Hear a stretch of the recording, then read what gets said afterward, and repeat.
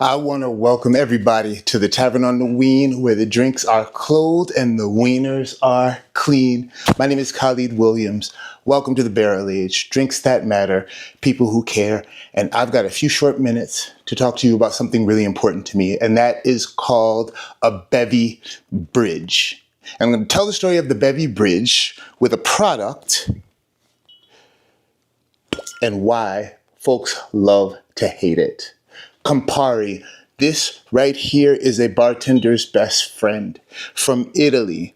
A long history and a steep and deep tradition of high-level mixology. A part of the Negroni, one of the most famous classic craft cocktails anywhere.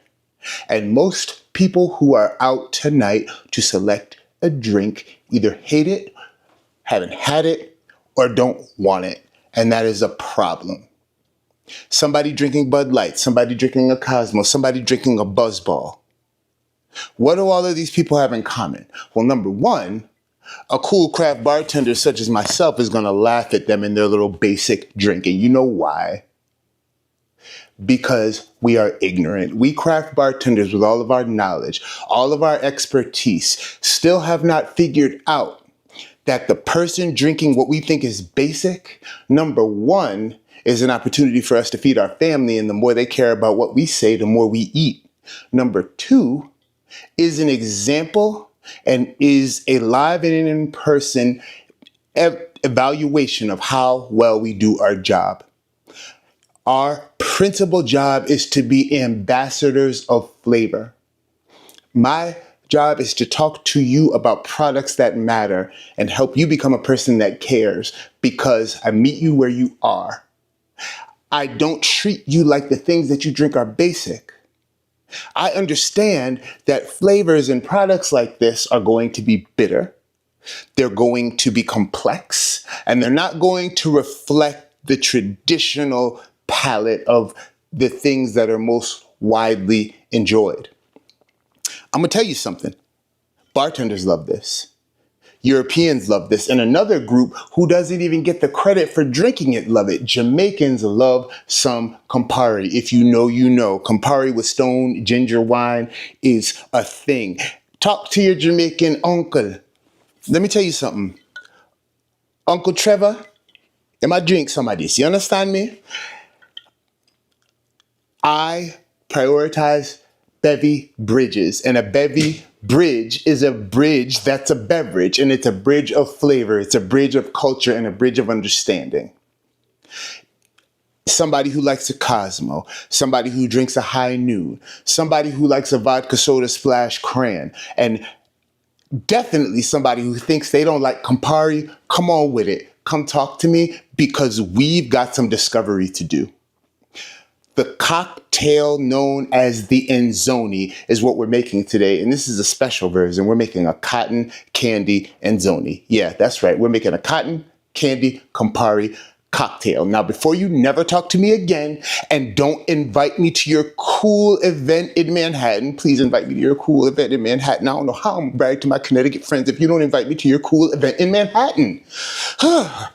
Before that happens, let me explain something to you. The Enzoni.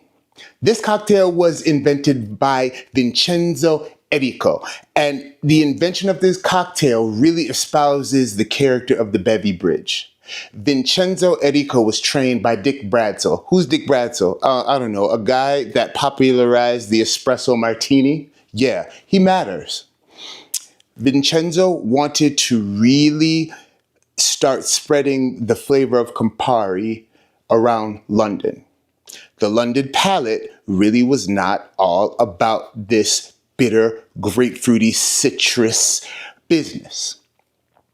Vincenzo happened to be working the bar at Milk and Honey. And Milk and Honey, if you know anything about the barrel age, is one of the most important places in my life. Milk and Honey is the reason why we drink the way we do. Sasha Petrosky, rest in peace, is the godfather of the modern cocktail revolution in the 21st century. And his bar, Milk and Honey, was one of the first to attract the young East Village crowd and really get people paying attention to cocktails and prioritizing the classics. Let me tell you about this drink. It's got the classic sour profile. It's using Campari, and it is employing ingredient we normally don't. Most people associate the Campari with the Negroni. And I'm going to tell you, if you're not experienced with Campari and you see that beautiful bright red shimmering thing and you think you're getting a glass of fruit punch, you're not. And if you're a bartender and you're selling someone who's never had Campari and Negroni without explaining that they're going to get something that's boozy and very different than what they've tasted before, you are not doing your job, point blank, period. But Vincenzo really did something beautiful because he made a cocktail that can be enjoyed by people who maybe are not ready to approach flavors like Campari. Excuse me, ready to approach, that's not what we're saying. People who have not had the proper bartender to be a flavor ambassador and show them the beauty of Campari. This cocktail really expresses it to somebody who likes something in a fruity profile. And if you are an advanced cocktailian, you're going to love this. Anders Ericsson, one of the foremost authorities on these YouTube streets and cocktails, calls this a certified patio pounder. And spring/summer is upon us. I believe you're going to get a lot of mileage out of this bad boy right here. So I said there was a secret ingredient. Guess what that ingredient is? Grapes. Not often do you see that was supposed to not. One more time, we got to be able to do that. I can't play basketball. I got to be able to do this here. Lord have mercy. Grapes all over the floor. I got dogs. I can't play like that. Lord have mercy. I got to find this grape and not do that again. And I got to get my simple syrup. I'm going to do that, but keep talking to me. This cocktail used to stress me out because I didn't know if I should make it with red or green grapes, but I finally was able to see what the man that made it did. And he used green grapes. And I'm going to tell you what, if I come back in this room and this simple syrup is in here, the kind of problems that we are going to have are going to be some brand new problems. Where is my simple syrup? Did my family hide it? Where is my simple syrup? I ain't got time for this shit. I'm gonna find my simple syrup or I am gonna freak out. Gonna find my simple syrup or I'm gonna cry and pout. There it is where I left it, right in front of my kettle. There it is where I left it, right in front of a scale that looks like a deal drugs and I don't. If you don't have a drug dealer scale, you're not making cocktails. One more time. Hey! I did it. It almost clogged my airway and this video almost took a turn for the worse. But we still here, baby. Let's look dignified. Let's put our simple syrup in this beautiful little pitcher. Got our simple syrup. We got our grapes. Now we need lemon juice. Lemon juice a la minute is really a beautiful thing. I never did it like this. And then I said, well, you know what? If the educated barfly does it like this, I'm going to do it like this. A la minute is a French culinary term that means to the minute. And if you are able, at home or at your bar, because some people at their bars will be able to make lemon juice right away, it's going to pay dividends. Lemon juice sits around and the flavors start to decline. Usually, there's a caveat there. Some of my bartending family believe that lemon juice after 12 hours is perfect.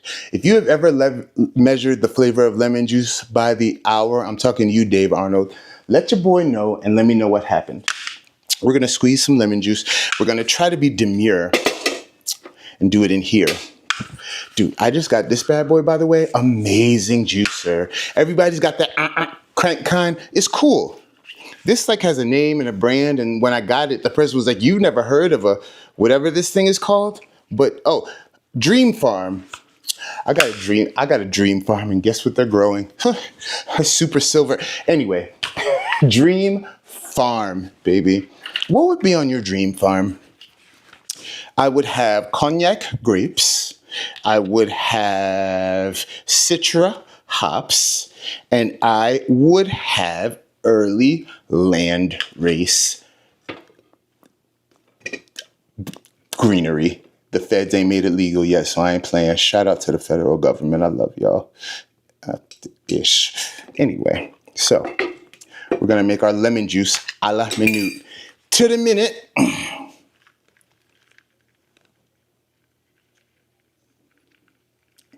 Dignified. Be dignified here. Let's be dignified. You can do it faster than this if you don't load your lemons in such a roguish fashion. Because what I just did was roguish. All right, that's our first pass. Let them things drop down in there.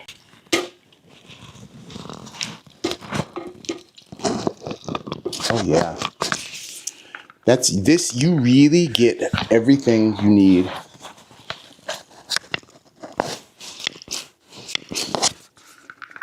All right, so that was 3/4 of a lemon. How much is that? Because I think this thing is really efficient. And if it ain't efficient, sorry to the people that make it, but we're going to find out right now. How much lemon juice did that give us? That's where we should be. Yep, about an ounce. One lemon is usually about 1.25 ounces, right? So we'll do this one a little more dignified. I don't know if cutting in that many pieces was necessary. I do know that I need a bigger receptacle next time, but that's all right. We ain't gonna make fun of your boy right now. Your boy is me. I'm your boy. Dream farm. Yeah, we did it. We done it. Ounce. Oh, yeah, we there. Shout out to the Dream Farm, baby. Okay, so we've got our 3 produce-based ingredients. Simple syrup, lemon juice, grapes. Campari. And then our base is going to be gin, and I'm using the Most Royal Gin Highclere Castle 10 Botanicals Estate, grown at the lovely Highclere Castle, owned by the Lord and Lady Carnarvon. They are my spirit family. Shout out to Adam. Shout out to Renee. They just released Peach Rose Gin. Can you hear me? This stuff, this is emotionally delicious. This is evocatively spot on in flavor. And it's flavored and it's 40%. Usually flavored spirits go below 40%. This is at 40. You can tell somebody who's got love for gardens, for gowns, and for Gracel. I don't know what Gracel is, but it sounds like something that is quite proper to have at the castle. Gracel is a syrup, or Gracai. Lord have mercy. They're not going to let me go on their fox hunt now, mispronouncing words and all type of shit. Lord have mercy. Done brought shame down upon the family. All right. So I want to make a long form video out of this. So let's review. The Enzoni, invented by Vincenzo Enrico, is a bevy bridge. It's a cocktail that is going to get people who maybe have not enjoyed Campari or gin to be in love with both through the use of an ingredient that you can find anywhere: white grapes. Shall we? I think we shall. We're going to take our ugliest grapes, 2, 3, 4, 5, in our tin. I'm glad that happened smoothly. And we're going to muddle them. I usually don't believe in a muddle. I'm letting down No Muddle Mike. I'm sorry, boss. No, I work for No Muddle Mike. He is a mensch among menches, a dope guy, and a man that's responsible for bringing the craft cocktail to West Hartford many, many years ago. We don't have no muddlers behind our bar. We do just fine. So I got to figure out what we're going to do about this when I try to convince him to do this cocktail. Now, we're going to start with our smallest, cheapest ingredients first. Half an ounce simple syrup. Some people say do a rich. Some people say do a 1-to-1. Some people say a rich is 1.5 to 1. Some say it's 2 to 1. I ain't playing with y'all. Make a simple syrup. Equal weight, water, and sugar. That's the most important thing. Weigh your simple syrup on a scale that you bought an eighth off of when you were in high school. 1 ounce. Campari, invented by Gaspare Campari. In about 1860, Mr. Gaspare Campari had a cafe. He was apprenticing as a distiller. Most cafes at that time made their own booze, which I think is really awesome. He called his product Dutch-style bitters or Holland-style bitters. At the time, Holland-style gin or Geneva was a foremost spirit the world across. Bitter tinctures and components with medicinal value were all the rage. People needed to get their daily dose of medicine over the counter or under the table, if you know what I'm saying. Over time, it gained its red color and became known as Campari. Liqueurs of the day were usually flavored with orange peel. He had the orange peel in here, but he innovated and he added wormwood, he added gentian root, and he added a few more secret ingredients that I can't tell you right now because I don't know, but I'm gonna act like I do. So, yes, story of Campari. 1 ounce. 1 ounce of the most royal gin ever, Highclere Castle. 1 ounce of it being 5 o'clock and my dogs being some kind of mad that I'm not in there feeding them. So we're going to have to hurry up, shake, rattle, roll, and make this cocktail happen, ladies and gentlemen. Get our ice.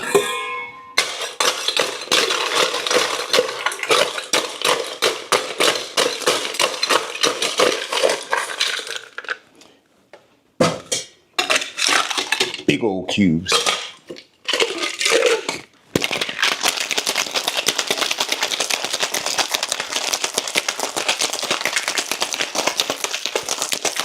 Shake it like Apollonia did at the bottom of the Minnetonka Lake. If you don't know who Apollonia Cotero is, I suggest you find out, especially if you are a fan of what we men call talent. If you know, you know. Apollonia Cotero is special. She really is. We've shaken. Get a lovely, dignified, large rocks glass. And a lovely, dignified, large rock. I've got a new bar set up and it's pretty intuitive. NGL. I'm kind of proud of myself. We're going to pour.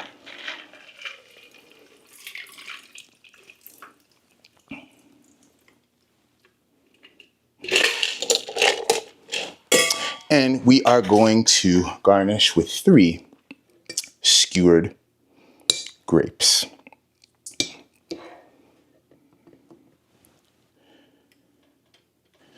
And remember I said this is a cotton candy Enzoni. Cotton candy white grapes are amazing. They've gone viral in my house. Now, the beautiful lady to my right, she says she can't taste nothing in them. I don't know. I think they're awesome. I think they taste like cotton candy. Why I would want to taste cotton candy, I don't know, because when was the last time you had actual cotton candy? And why? Perfect for the patio. I mean, it's fruity, it's got grapes. The grapefruit flavor in this thing is just giving for days and days. And I think the little extra sweetness in this cotton candy grape is playing with the botanicals in the high clear. The high clear is finished with oats. Yeah, I said it is finished with oats. Why is it finished with oats? It gives it a really beautiful, silky, round mouthfeel, and that is playing here. And you really get to know Campari. But you get to know Campari, and it's introduced by the beautiful lemon and simple syrup and the softness of the grape flavor. It finishes on a fruity note. That bitterness is there. I like finding cocktails that I can have along with food. This is one. I've got some ravioli waiting for me right now, and I've got 2 dogs that are really hungry. What I'm going to suggest you do is this. I want you to drink a cocktail made either by Dick Bradsell, Vincenzo Erico, or Sasha Petrasky. Shout out to Vincenzo. You have done so much for the world of drinking, and you're just a humble, beautiful spirit. I want you to eat ravioli from Pasta Heaven in Terryville, Connecticut, because I can smell it. I got to inhale it next. I had some broccoli raw bread from there. Yeah, it did the damn thing. I want you to listen to Habibti. I don't care what you say, them 3 albums Drake dropped are doing it. And if you want to be outside this summer, you better get familiar. I want you to think about a way that you're going to make your world a little more beautiful today. I'm so glad that you're here to enjoy cocktails and a laugh and a smile with me. This is all about to not gatekeep, to introduce everybody to what we do behind the bar, to not make these things be well-kept secrets, but make a thoughtful cocktail just become a part of the culture and do so with love, with intention, and with a little bit of humor and a whole lot of fun. I'm about to feed these dogs because their mama is coming next, and that ain't gonna be fun. She's awesome. Thank you, babe, for letting me do this video and for the inspiration. I love all of you. I want to know in the comments, have you ever had an Inzoni? If you haven't, when are you going to make one? What are you going to do to make yours different? And what was your first experience with Campari? Cocktails that matter, people who care. Just me, Khalid, signing off. Peace, love, cocktails, cheers.